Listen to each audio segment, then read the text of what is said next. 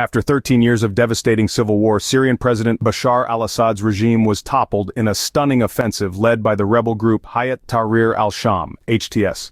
The country now confronts an uncertain future, not least of which is how HTS, which evolved out of an al-Qaeda affiliate with ties to the founder of the Islamic State, will approach governance.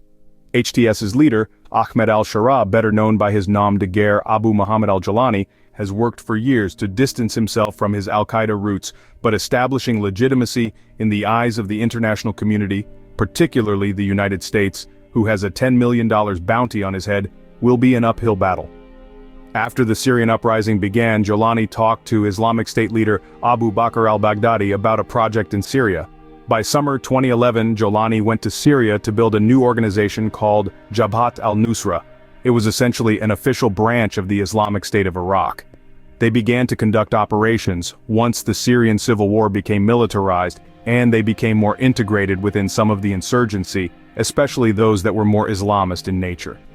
Due to the successes that were seen in the initial year or so, Baghdadi wanted to essentially show publicly what was known behind the scenes, that Jabhat al-Nusra was one and the same as the Islamic State of Iraq.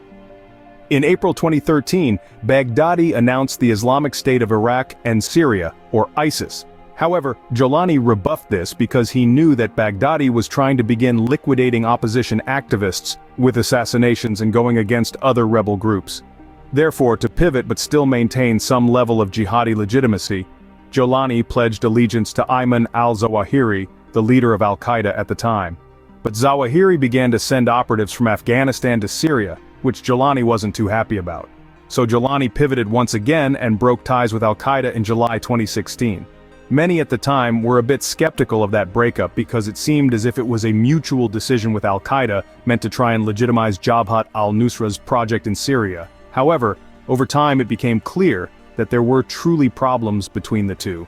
And then, as a rebrand, Jabhat al-Nusra officially became HTS in January 2017.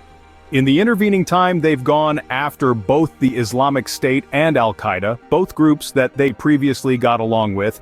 As this happened, we also saw them beginning to start a local governance project called the Syrian Salvation Government, essentially a civilian, technocratic-led government. It has had various iterations over the last 7 years or so since it was founded, but if there's a quick way of understanding it, HTS essentially went from global jihad to a local regime. They aren't liberal Democrats, but they also aren't part of the global jihadi movement anymore. They're still conservative Islamists who run an authoritarian government.